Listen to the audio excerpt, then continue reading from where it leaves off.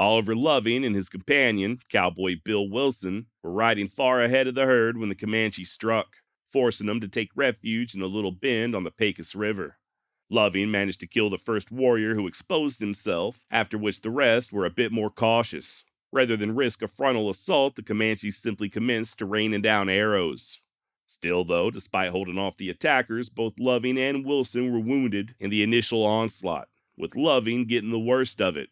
The 54-year-old cattleman's wrist had been shattered by a bullet that passed clear through and lodged in his side. And as the siege continued, Loving's condition would only worsen, the pain and blood loss soon accompanied by a fever. During a moment of clarity, he persuaded the much younger Wilson to try to escape and locate help, saying that he would stand the Comanches off as best he could. The two shook hands, divvied up their ammo, and as soon as the moon went down, Wilson carefully removed his boots and slid into the Pecos. After letting the current carry him downstream a ways, he set off on a 3-day odyssey across the prairie, in search of that aforementioned herd of cattle, which, at that point in time, was being led by Oliver Loving's partner, Charles Goodnight.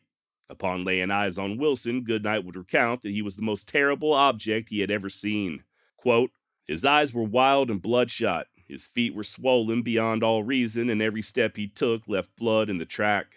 I inquired about Loving, but he could scarcely make a reply, and what he did mutter was entirely unintelligible." End quote.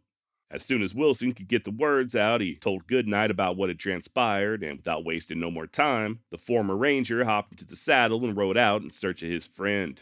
Quote, "I found where Mr. Loving had been in the ditch, which was now half filled with stones, and its banks perforated with probably 100 arrow shafts. I knew they had not got him, as there was ample evidence that they had been hunting for him everywhere. We searched down the river, but no tracks could be found. After dark, the party sadly made its way back to the herd and again took to the trail." End of quote. Now, it may seem curious that Goodnight just abandoned the search, but then again, Loving had told Wilson that he would kill himself rather than to fall into the hands of the Comanche. After all, Loving was a veteran of the frontier and he knew damn well what he had coming if he were to be captured. I guess Goodnight figured that his partner had done just that, and his body had simply been washed downriver. Little did he know that Oliver Loving was still alive.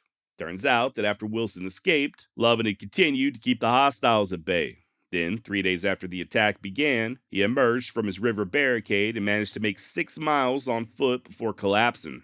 Finally, after something like 6 or 7 days without food, Loving was spotted by a passerby who rushed him 150 miles to Fort Sumner.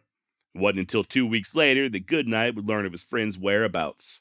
As the herd was still some 30-odd miles away from the fort, a courier rode out bearing the news. Said that gangrene had infected Loving's arm and he was putting off having it amputated until Goodnight arrived. Unfortunately, by that time, the poison had done set in. Still, though, Goodnight demanded that the doctor amputate, which he did, but like I said, it weren't no use. Oliver Loving, as tough as he was simply too far gone. Gave up the ghost shortly thereafter on September 25th, 1867. Per Charles Goodnight, quote, "In spite of neglect, starvation, and punishment, he lived for 22 days, perfectly rational to the last when his mind returned to Texas." End quote. Indeed, there towards the end, Loving expressed regret at having to be buried in New Mexico, so Goodnight assured him that he'd see to it that his remains were brought back home to Texas. And although Oliver was initially planted there at Fort Sumner, Charles Goodnight was true to his word, returned a few months later and had his partner exhumed. He then placed Loving in a specially made tin casket, packed it full of charcoal, and began the long journey back home, nearly 400 miles through hostile territory. Now, if any of this sounds familiar, there's a very good chance you've seen Lonesome Dove, or you've read the book that it's based on, or both. But did you know that there are many other aspects of Lonesome Dove that were also inspired by real-life people and events? Join me today as we dive into the true story behind this most epic of tales. We'll also discuss a little Lonesome Dove trivia along the way.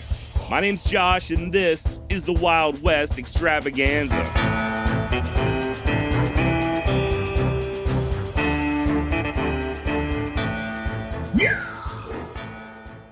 I don't know about you, but I cannot remember the first time I saw Lonesome Dove. It's just always sort of been a presence in my life. Growing up, we watched it religiously. Literally any time it was on TV and my dad had the remote, that's what we were watching. I didn't pick the book up until I was around maybe 16, and even though I already knew how it ended, I finished it within a matter of days. And once I was done, I started all over at the very beginning. Throughout the years, I've read Lonesome Dove cover to cover at very least a dozen times, and I've returned to it and read select portions probably 100 times. Same goes for the movie. Suffice it to say, this story, along with its characters, have been constant companions of mine since childhood. Now, we're going to get to the real history in a moment, but just in case, consider this your spoiler alert. If you have not yet seen or read Lonesome Dove, pause this immediately and go get yourself a copy. You can thank me later.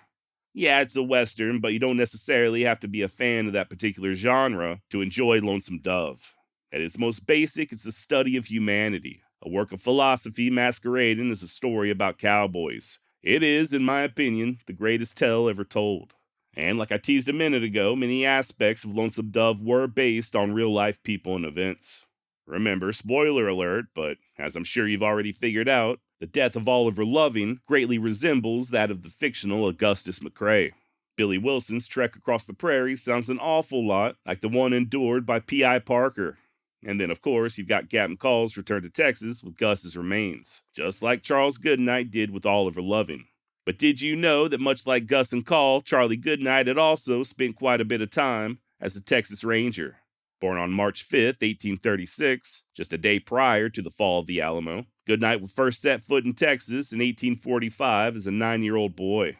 About a decade later, he began running cattle with his brother-in-law, and by 1857, he had settled in Palo Pinto County. It's there where he would meet his future partner, Oliver Loving, as well as join the Texas Rangers.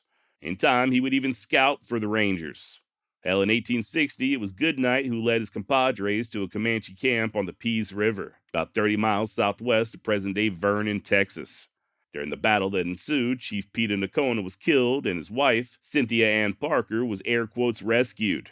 I've actually been there, by the way, where the Battle of Pease River was fought. Very underwhelming. Don't get me wrong, it's cool to stand there in the same place as many of these historical figures, but the actual site, as far as I could tell, was located on private property behind a locked gate. Couldn't even see the river. All that's accessible to the public appears to just be a small marker off the side of a dirt road. It is beautiful country, though, very much a stomping ground of the Comanche, and within spitting distance of the Medicine Mountains. This is land that Charles Goodnight would come to know intimately as a ranger, especially once the Civil War began. Rather than head east and fight Yankees, Charlie instead remained out west with the newly formed Frontier Regiment of the Texas Rangers. Operating mostly out of Fort Belknap, it was Goodnight's job to help protect the remaining settlers from hostile raids. Following the war, Charles would resume his career as a cattleman and even start a brand new ranch up in Throckmorton County. A venture not without problems, as the Comanche and Kiowas had a field day running off with his cattle. Still, Goodnight persevered and slowly began rebuilding his herd. Now, during this period, beef was in high demand over in New Mexico at the various Indian agencies.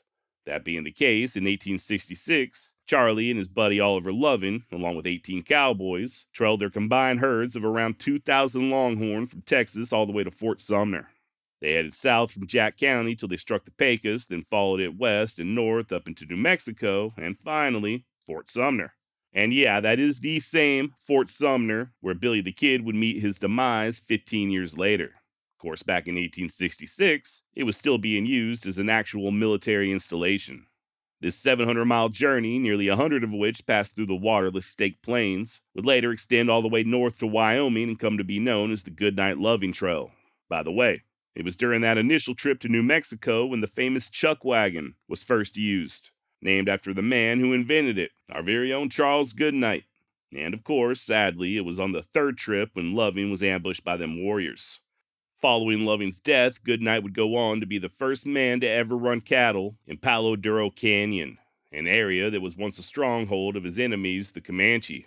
Matter of fact, it was there in the canyon in the spring of 1878 where Goodnight and Quanah Parker would meet for the very first time. Quanah, by the way, was the son of the previously mentioned Peter Nakona and Cynthia Ann Parker. By 1878, the Comanches had been relegated to the reservation, but Quanah had received permission to take a small party south to hunt for buffalo. Imagine their surprise when none could be located. Now make no mistake about it, They knew that the hide hunters had wreaked havoc on the buffalo, but it was still hard for these lords of the southern plains to wrap their heads around the fact that they were gone completely. So they kept looking, continuing southward all the way into the Texas Panhandle and finally Palo Duro Canyon. Still failing to locate any buffalo, Quanah and his men instead took to butchering cattle. And when Charlie Goodnight rode out to meet him and explained that these were his cows that they were eating, Quanah responded by telling Goodnight that he was standing on land belonging to the Comanche. I guess they figured our land, our cattle.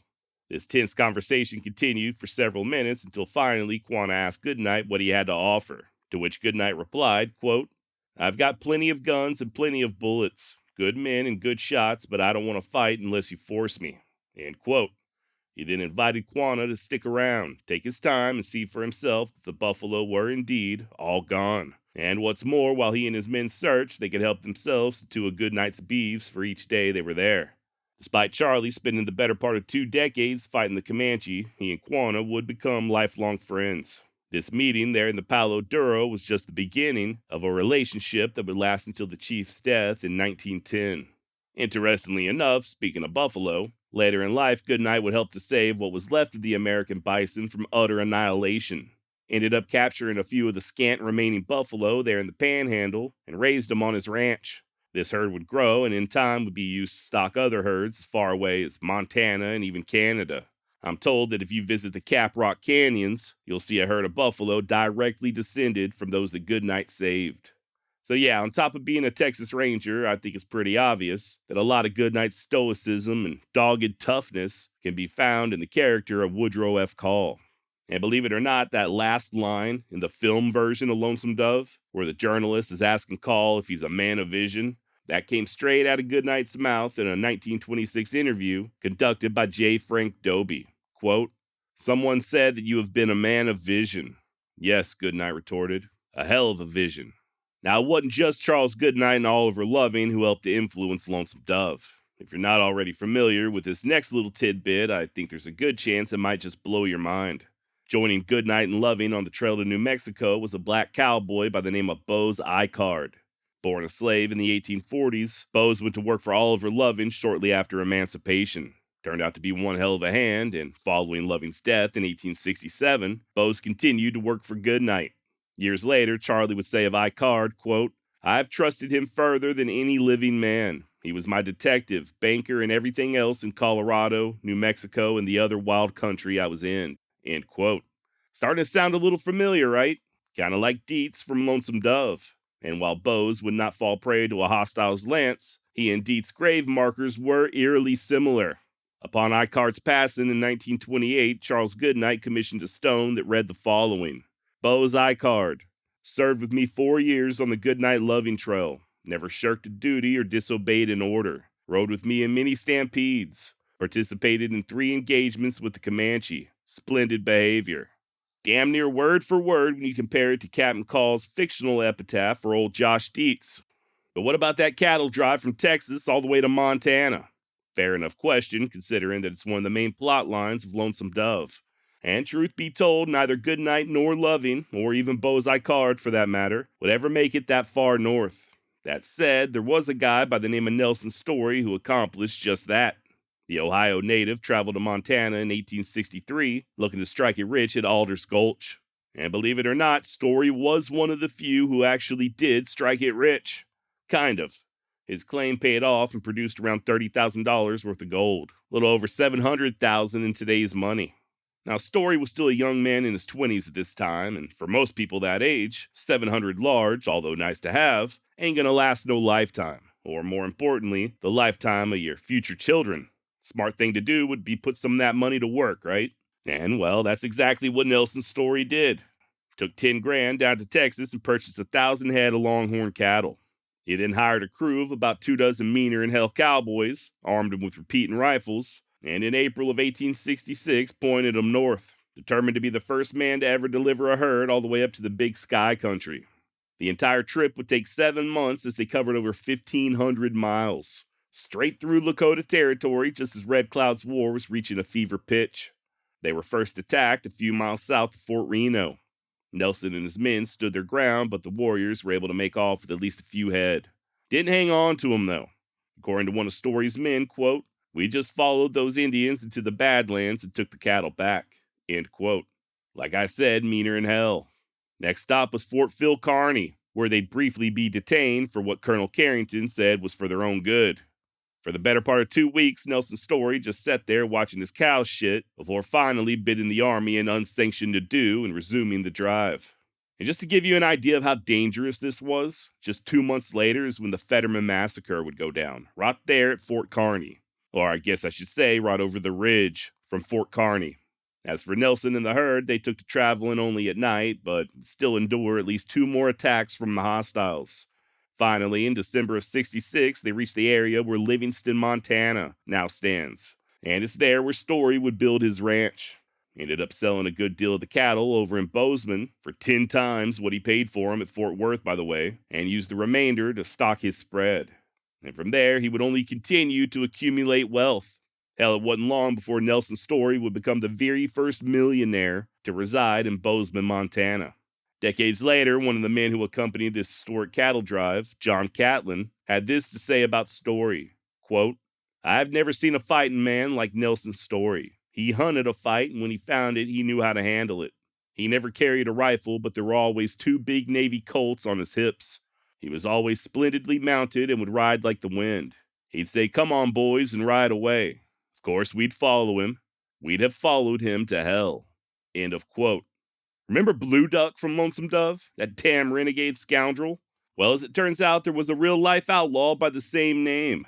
An Indian outlaw, to be exact. Half Cherokee and Choctaw. His baby, per sources, was a Chippewa, one of a kind. Legend has it that Mr. Duck could be found almost any given night in his wigwam, beating on his tom-tom. No! Get out of here, Tim McGraw! Sorry about that.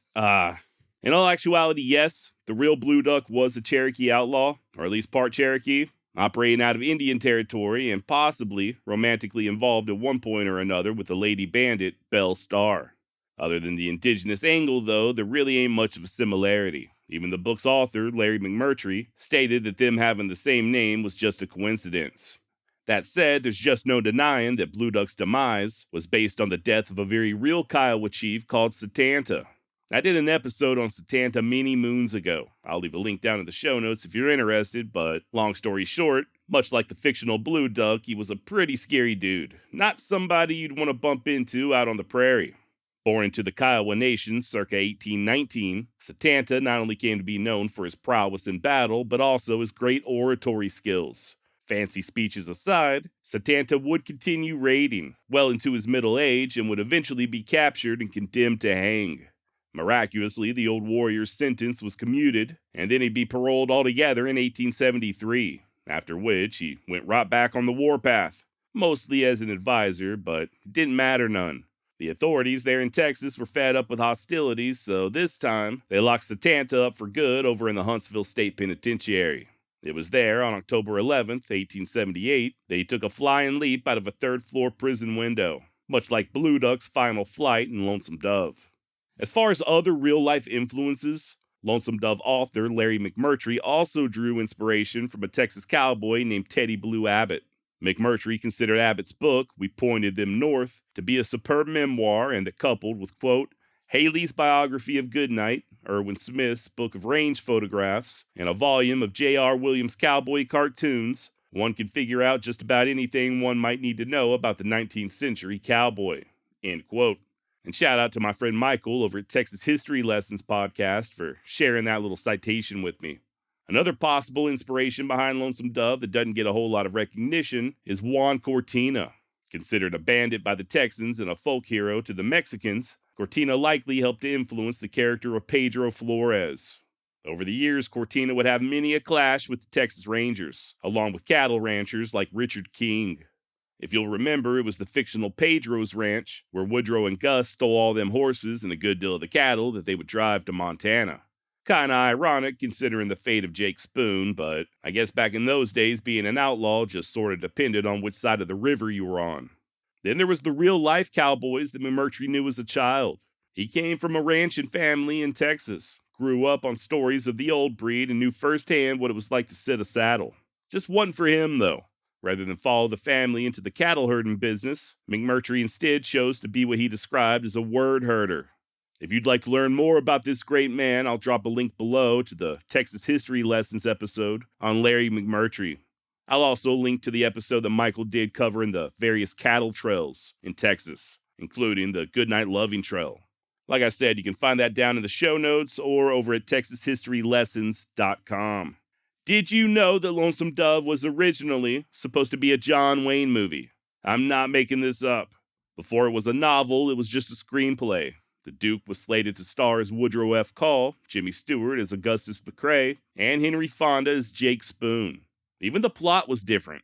Rather than being a trail driving movie, Gus and Call were mere pig farmers, mostly just sitting on the porch complaining. Luckily, John Wayne backed out and the movie was canceled. Years later, McMurtry fleshed out the script and it became what's now Lonesome Dove. Listen, I love John Wayne and Jimmy Stewart. Two of my favorite westerns of all time, The Shootist and The Man Who Shot Liberty Valance, stars both of them. But thank God they were not involved with Lonesome Dove. And that's no knock on either one of these great actors. It just wouldn't have been the same.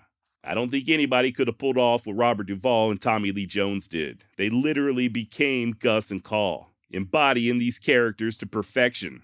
And really, if you think about it, the same goes for the rest of the cast. Ricky Schroeder was perfect as Newt. Likewise for Danny Glover in the role of Dietz, and Diane Lane's portrayal of Lorena. Hell, I think we all fell in love with her. I even enjoyed Frederick Forrest in the role of Blue Duck, a choice that would end up causing a bit of drama there on set. It was supposed to be Charles Bronson playing Blue Duck, but he had prior engagements. Then Robert Duvall had a friend of his, a genuine full-blooded Comanche, that he was hoping to fill the spot with, but I guess the casting directors felt differently and they chose Frederick Forrest, who, in my opinion, did one hell of a job. That said, nobody asked me, and apparently this decision did not sit well with old Robert Duvall.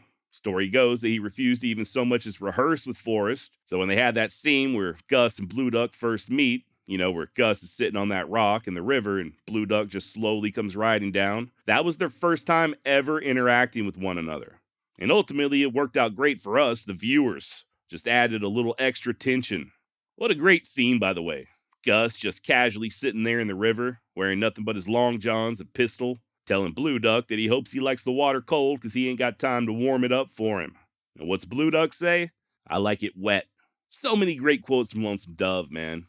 I mean, just that scene alone comes right after Gus's speech to Lorena. You know the one, about life over in San Francisco.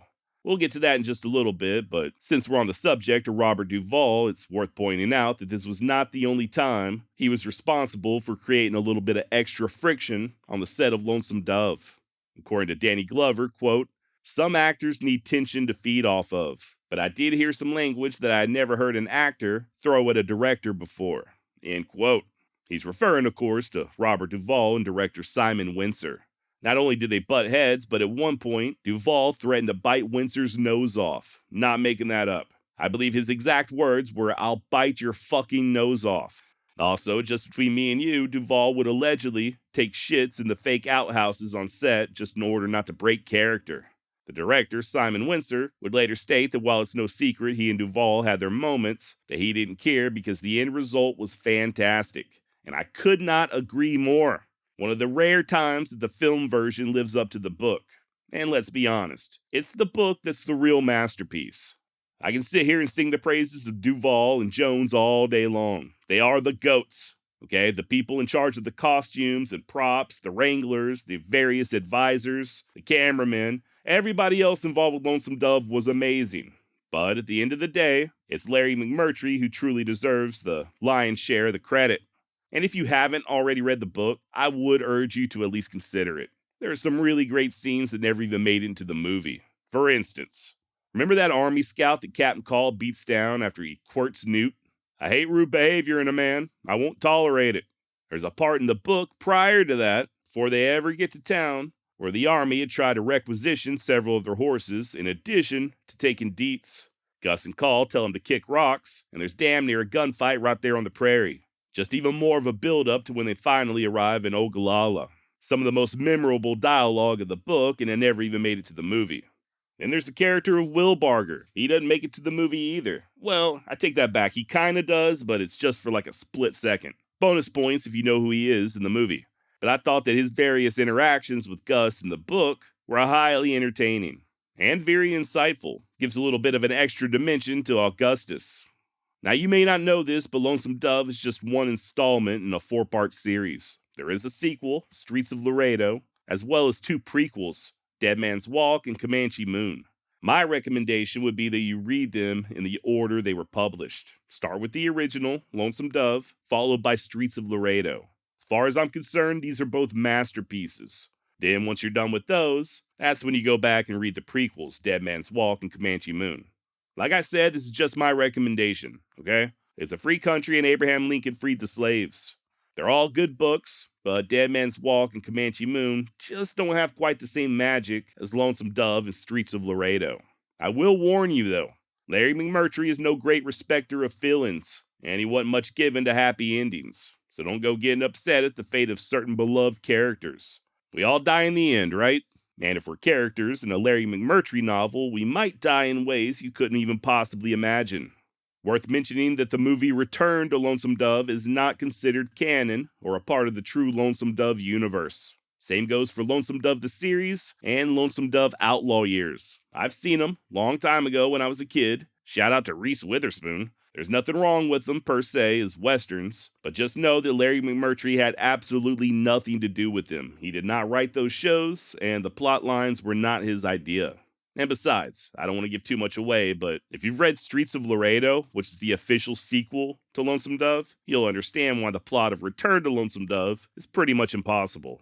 Remember what I said about McMurtry and happy endings. As far as his other books, I won't sit here and pretend like I've read all of them, but I have enjoyed all of the ones I've read. Once you're done with the Lonesome Dove tetralogy, I think that's what smart people say when there's 4 of something, and you're looking for additional books by Larry McMurtry, I do have suggestions. I thought that The Last Kind Word Saloon and Telegraph Days were both pretty solid. There's also Buffalo Gals and Anything for Billy. If you're just looking for some all-around great storytelling that's not set in the Old West, you might check out the Dwayne Moore series, starting with The Last Picture Show all the way up to Rhino Ranch. Really good stuff. And then there's McMurtry's essays. One of the ones I own that I'm currently reading is titled In a Narrow Grave. Fun fact, Larry McMurtry helped to write Brokeback Mountain. I'm not familiar with all the details, but he did assist longtime collaborator Diana Osana with the script. That's another thing. You cannot box Larry McMurtry in. The man wrote what the hell he wanted to write, plain and simple. Well before Lonesome Dove, he scandalized his own hometown with The Last Picture Show, a novel that featured quite a bit of controversial sexual activity, and not all of it between humans, if you catch my drift. Even Lonesome Dove was meant to be a critique, an anti-Western. In an interview with Terry Gross, McMurtry stated, quote, I thought that the Western myth, or the myth of the cowboy, was very powerful. I thought that Lonesome Dove was, in a way, a critique of it because I grew up with cowboys. I respect them up to a point, but I'm not crazy about them. And I know I think something of their limitations having grown up with them. So I didn't set out to write a book which glorified the myth of the West. I didn't particularly set out to write a book that debunked it either. You know, I was telling a story of 3 men who had been friends for a long time and got caught up in an adventure, and the book was a description of that adventure and its consequences. End quote. On yet another occasion, McMurtry stated that a lot of bad things happen in Lonesome Dove, and that a lot of them are not nice. They are not civilized. The whole book is permeated with criticism of the Old West from start to finish. Also, rather than Goodnight and Loving, he asserted that the true models for Call and Gus were Don Quixote and Sancho Panza, with Gus being the romantic adventurer and Call being the pragmatic realist. Now, I'm about to wrap things up, but I've got an assignment for you, should you choose to accept it. It's real easy. I just want you to share your favorite quote from Lonesome Dove. If you're listening via Spotify or on YouTube, drop them in the comments. Or just email me at josh@wildwestextra.com. Just whatever your favorite quotes are, either from the book or the movie. You know, lines like, I won't say I did and I won't say I didn't, but I will say that a man who wouldn't cheat for a poke don't want one bad enough. I'd like to see the herd that you and Jake could gather. A herd of whores, maybe. You having possum for supper, are you? You ever bring that tongue of yours north of the Canadian River, I'll cut it off and feed it to my wolf pups. Woodrow, you just don't get the point. It ain't dying I'm talking about. It's living. You ever ate frog? I can whack it if I want to. You see, life in San Francisco is still just life. If you want any one thing too badly, it'll likely turn out to be a disappointment. The only healthy way to live is to learn to like all of the little everyday things, like a sip of good whiskey in the evening, a soft bed, a glass of buttermilk, or a feisty gentleman like myself. All right, you get the picture. Hit me with your best Lonesome Dove quotes. Just a quick correction before we go. On the last installment of the Lewis and Clark series, I mentioned that Jean-Baptiste Charbonneau, the son of Sacagawea, died after getting soaked in the Owyhee River in northern Nevada. That is incorrect. It was the Owyhee River, but it just wasn't there in northern Nevada. It was in southeastern Oregon. Apparently, this occurred where the Jordan Creek meets the Owyhee, and Pomp was able to make it another 25 miles to Inskip Station, where he passed away and was ultimately buried. So not northern Nevada, but southeastern Oregon. Looks like the final resting place is just outside of Danner, Oregon. Thanks to Aaron Plain and everybody else for pointing that out. Okay, thank you so much for listening. Thank you for all your support. Please head on over to wildwestextra.com for more true tales from the wild and woolly West. Next week, we're going to be diving into the life and times of Tom Horn. Oh yeah, about to get all Tom Horny up in this bitch. Till next time, make sure you tend your biscuits, watch where you wiggle that carrot, and here's to the sunny slopes of long ago. Adios.